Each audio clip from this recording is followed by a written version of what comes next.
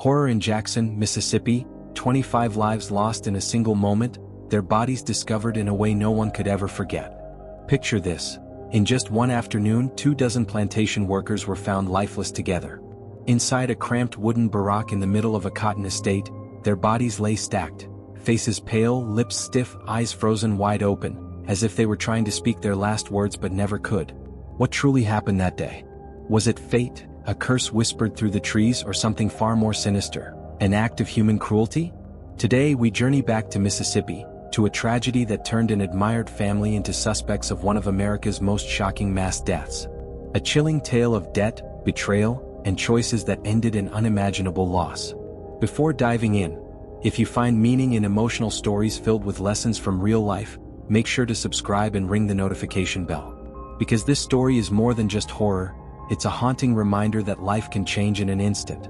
I invite you to stay until the very end, to take in every detail, every twist in the investigation, and the powerful lessons hidden in this tragedy.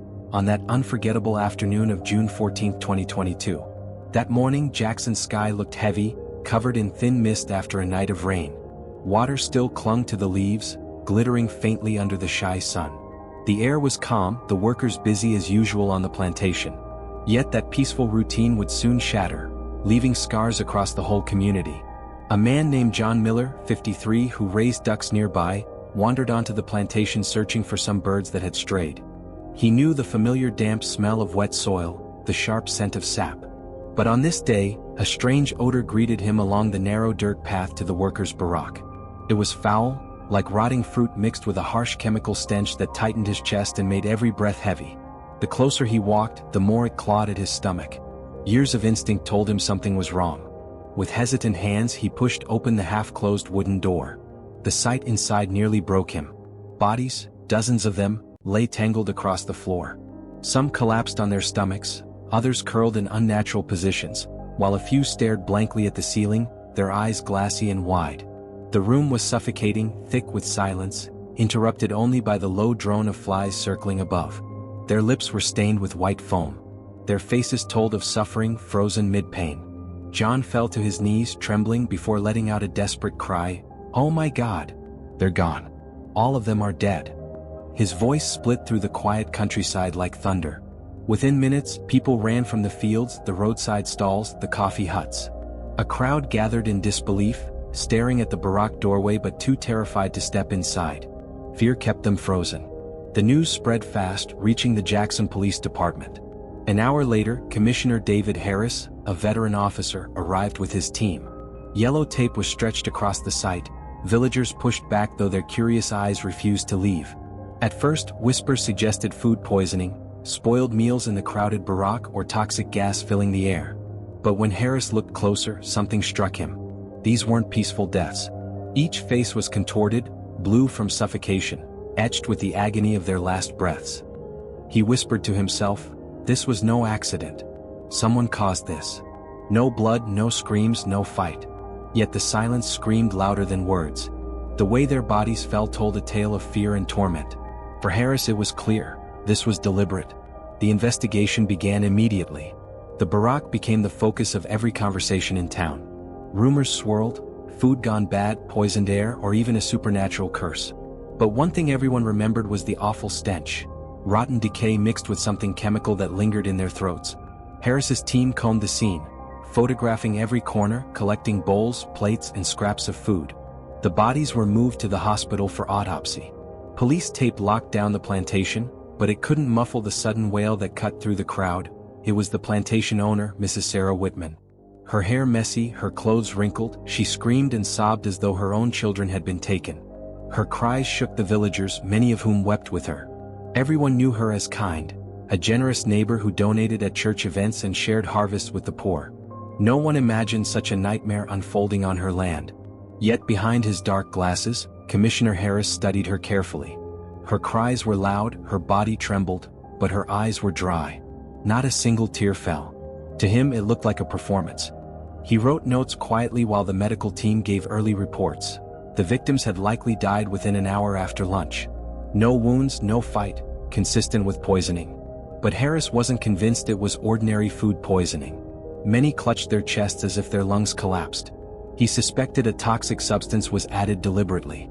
In the interrogation room, Sarah spoke of how she loved her workers. They came from Alabama, Georgia, and Tennessee. She treated them all equally, she said. Her words painted a caring picture, nearly swaying some young officers. Yet once again Harris noticed her empty eyes. When asked about lunch, she explained a worker named Tina Brown usually cooked. But that morning, Tina had gone to the market for soy sauce, leaving the kitchen unattended. And when pressed about who controlled the food storage key, after hesitation, she admitted it was only her. That was enough for Harris to note.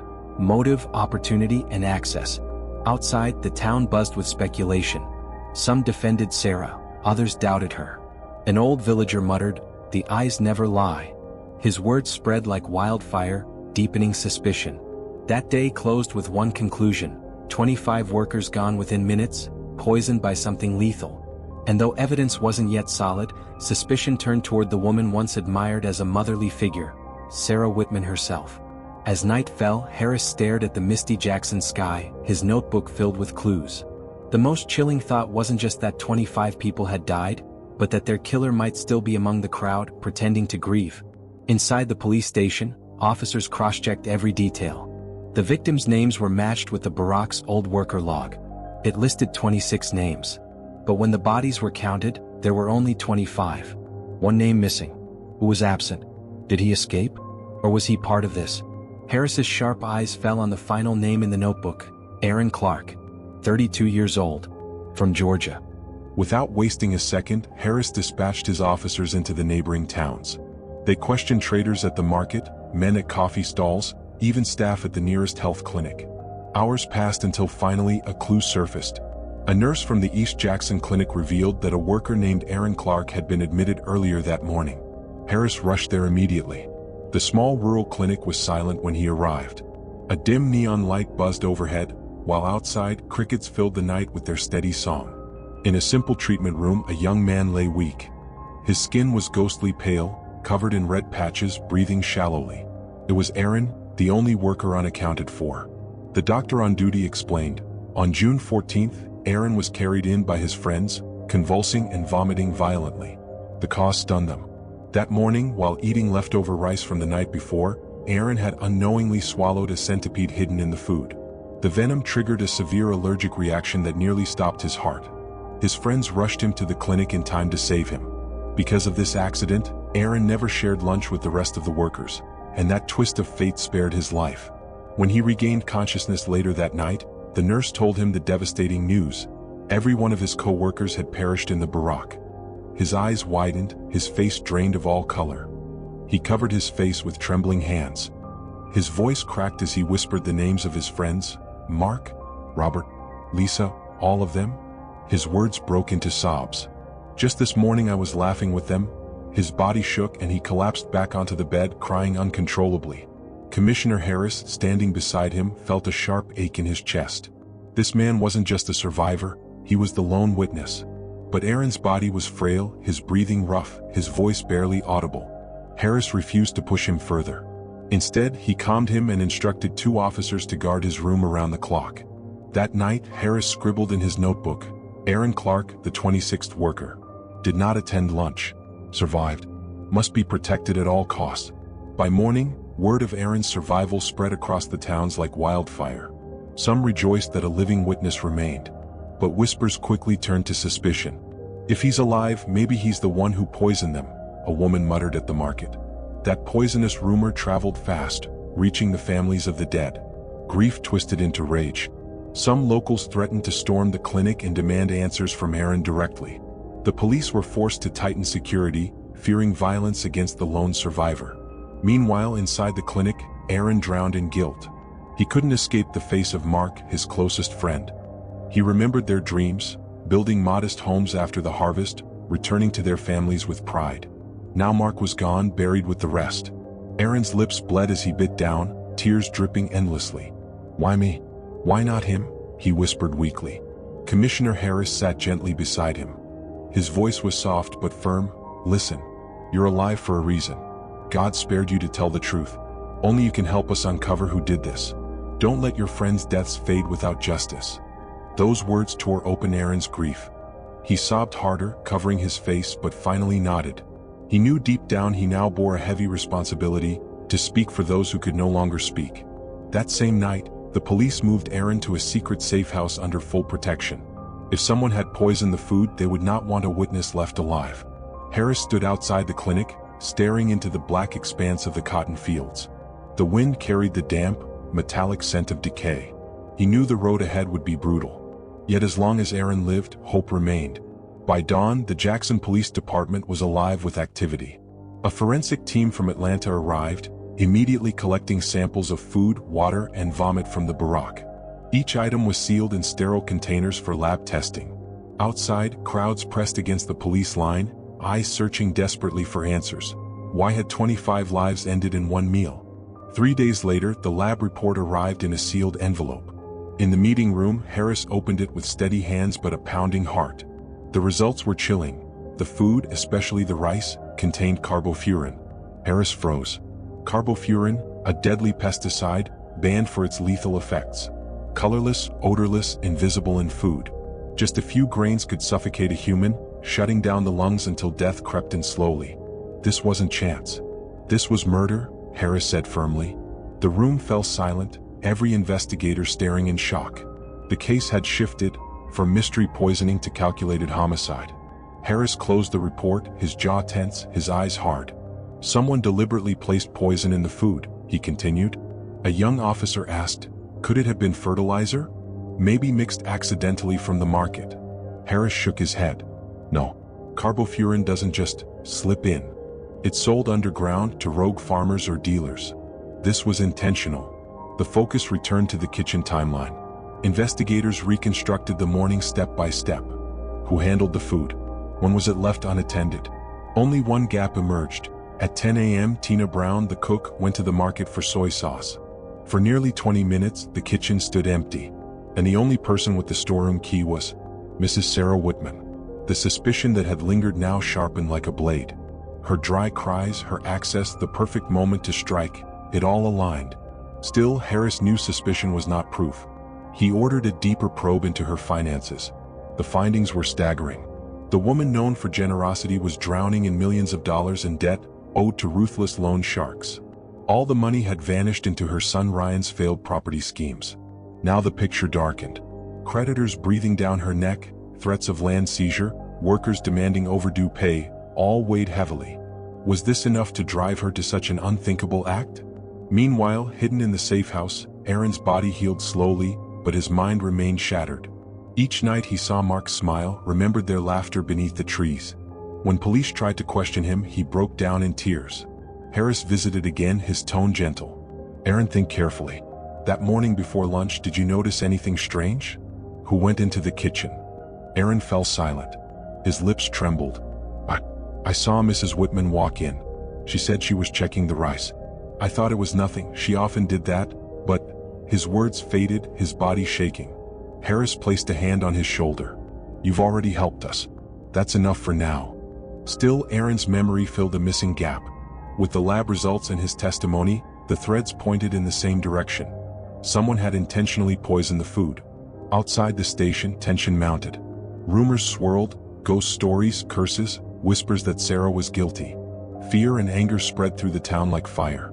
Harris knew he had little time before chaos erupted. He ordered Mrs. Whitman summoned again, not as a witness but as the prime suspect. That night, closing his notebook, he gazed at the drizzle glistening on the cotton leaves. The truth was rising to the surface, but he sensed the path ahead would be darker still. The police station buzzed with anticipation. The modest interrogation room, usually reserved for petty crimes, now held the weight of Mississippi's most horrific case. At the table sat Mrs. Sarah Whitman, pale and trembling, a worn handkerchief clutched tightly in her fist. Commissioner Harris entered calmly, set a thick file before her, and locked his eyes onto hers. Silence gripped the room, only the wall clock ticked steadily. Mrs. Whitman, he began slowly, the lab confirms it. The food contained carbofuran. This was no accident. This was murder. Her lips quivered, but she said nothing, her gaze sinking to the floor. He pressed on. A witness saw you in the kitchen before lunch. Is that true? She inhaled shakily. I only went in to check the rice. I always make sure my workers have enough, she murmured. Harris flipped another page. Your debts are enormous, over $3 million. Loan sharks threatened you. Workers were demanding pay. Your land was at risk of being seized. The pressure was unbearable. Her shoulders slumped. Her face turned ashen. Closing her eyes, she whispered, I never meant for this to happen. Her words dissolved into muffled sobs. Harris studied her carefully. He sensed she was breaking, but he also knew this wasn't the full truth. He chose to end the session for the night. She was placed in custody, left to wrestle with her conscience. Outside, Harris told his men, she's hiding something. I don't think she acted alone. Someone younger, bolder, pushed this plan. One officer asked quietly, Sir, do you mean her son, Ryan? Harris didn't answer immediately. He looked out the window at the hazy street lamps. An older woman rarely dares to buy banned poison and slip it into food. I believe another hand guided this. The next morning, Ryan Whitman appeared at the station. Well-dressed, calm, he entered with a smile. His sleek car stood out against the locals' worn trucks and sedans. When summoned, he greeted everyone politely. I'm ready to help however I can, Commissioner. I don't know much, but if I can assist, please tell me. His composure was startling, far too calm for the son of a woman accused of mass murder. There was no grief on his face, not even a flicker of sorrow, when shown the photographs of the 25 workers who perished on his family's land. Even as their faces filled the projector screen, Ryan sat stiff, eyes calm, as though nothing tied him to them. June 14th. Where were you that day? Detective Allen's voice was steady. Ryan straightened his shoulders. In Chicago, sir. I can prove it. Here's my hotel ticket and here, cafe receipts. All time-stamped. His tone was polished, rehearsed. Too rehearsed. Allen's gut told him the alibi was crafted, not lived. Receipts could be bought, times adjusted. He scribbled a note quietly, need proof beyond paper. Outside in the town, unease was turning into something darker. At the market stalls, whispers cut like blades. Some muttered that shame over losing the land pushed Margaret to desperation. Others hissed that Ryan's greed drove him to slaughter his own workers. The plantation family's shadow loomed heavy over every conversation. Aaron, still hidden under police guard, felt the rumors sting his heart. One night, he whispered to an officer, if she did poison them, maybe desperation explains it, but I don't believe she acted alone. A few days before it happened, I saw Ryan at the barracks. He spoke with his mother for a long time. Afterward, her face looked broken. That small detail sharpened the picture. Perhaps Margaret's hands carried out the deed, but another mind had guided her. That evening, Allen sat alone in his dim office. Papers sprawled before him, debts, autopsies, testimonies. One name kept surfacing, Ryan. He closed the file, lit a cigarette, smoke curling toward the ceiling. The truth won't stay buried, he murmured. And that boy, he knows more than he admits. Yet the following days were maddening. Ryan paraded flawless proof, parking stubs, bank notifications, receipts so clean they seemed printed yesterday. Allen, a veteran in deception, knew that perfection was its own flaw. He called in the cybercrime team. That night, glowing monitors filled the room as digital trails were hunted down. Coordinates appeared on screen. Between 7 o'clock and 9:30 a.m. June 14th, Ryan's phone pinged from towers inside the plantation. Only after 10 o'clock did the signal shift toward Chicago, arriving there near 1:30 p.m. Allen's jaw tightened. So he was here. The morning it all began. His story is broken. But GPS alone wasn't enough. They dug deeper, through deleted chats, hidden caches. Then a fragment surfaced. Mother, follow what I told you. Don't fear. Once this is done, we'll finally be free. A text sent 2 days before the massacre. Silence filled the lab. Even the hum of machines felt loud.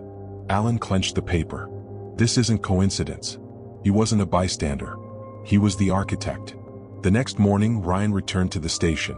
But gone were the easy smiles. He sat rigid in the interrogation chair, 2 guards behind him. Allen leaned forward. Ryan, your GPS places you at the plantation the morning of June 14th, not in Chicago. Ryan twitched, then smirked thinly. Signals glitch, sir. Towers overlap. Allen said nothing, just slid the recovered text across the table. The boy's mask cracked. His lips trembled, sweat trickled down his forehead. He laughed nervously. That message was about debts. Nothing more. Not about them. Allen's gaze sharpened. 25 lives were erased. Don't think you can hide in excuses. Witnesses saw you at the barracks. We have proof. You're cornered. The silence that followed was suffocating. Ryan gripped his knees, eyes darting like a trapped animal. Meanwhile in the town, fury boiled. It can't just be her. No old woman could buy poison that deadly alone, people spat. Fear turned to rage and rage into demands for justice. Alan knew the time had come. He arranged the confrontation, mother and son face to face. He needed truth stripped bare. The next morning, in the stark interrogation room, Margaret sat across from her son. Their eyes avoided each other. Alan placed the evidence on the table. Who poured the poison? Was it you, Margaret, or your son? The woman crumbled into sobs. It was me. I put it in the rice. My son knew nothing. Ryan's head snapped. Mother, no. Don't take it all on yourself. Alan's voice cut through the air. Where did you even get carbofuran? It's banned, hidden, lethal. She went silent. Alan turned to Ryan. It was you. You bought it. You pushed her. Ryan's jaw clenched before he exploded, slamming the table. Yes, I bought it. I told her what to do. But it was for survival. If not, the debtors would have destroyed us. The confession echoed like thunder. Alan's voice dropped low. Ryan, those 25 weren't just numbers. They were fathers, mothers, children's hopes. And you traded their lives for your own safety. Step by step, the investigation reconstructed the crime.